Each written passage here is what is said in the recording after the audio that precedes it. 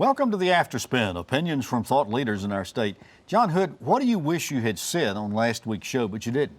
Well, Tom, we talked a lot about the 2020 election cycle, and we sort of obliquely referred to, but didn't really talk about the redistricting angle to this. Not just that the maps have been redrawn for the legislature and for Congress, but also that there will be a redraw after the 2020 elections. It's important to remember that we typically think after the census we're going to redraw the districts. That's true. We also reapportion them. And in the national context, that means that we're actually moving congressional seats from one state to another, which also means electoral votes from one state to the other. But even at a state level, what it simply means is that places that are growing rapidly, the districts will get smaller.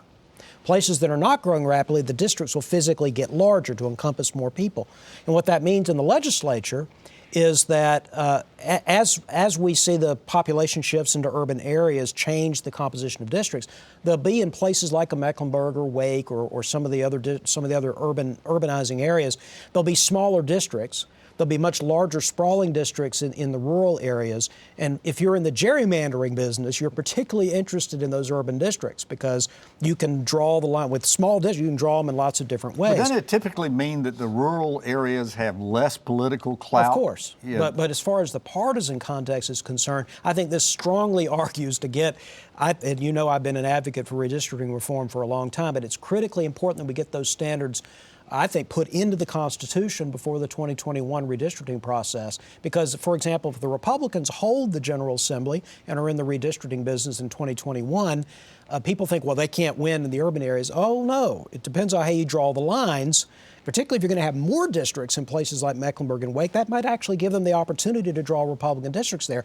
The Democrats, on the other hand, would like a free hand to do something different. I don't think either party should have a free hand, and that's why we need to do reform. Yeah, no question about it. So if we gain an extra congressional seat, it means we also get more electoral votes. That's correct. We get an additional electoral vote. But now if you reran the 2016 race and everything else being equal in, say, 2024 after the redraw after the reapportionment nationally, the Electoral College shift in the favor of Republicans would only be 3. So we don't need to get too carried away about this. Florida and Texas are going to gain seats. A handful of other states, mostly Republican, kind of, are going to be gaining seats. Some states lose seats. But the net effect, in a partisan sense right now, is not large for president. Mm-hmm. But again, in the North Carolina context, urban areas will certainly gain more representation in the legislature at the expense of rural areas. That's been going on for half a century. Interesting. Well, thanks for watching the Afterspin. We'll have more video all during the week on ncspin.com.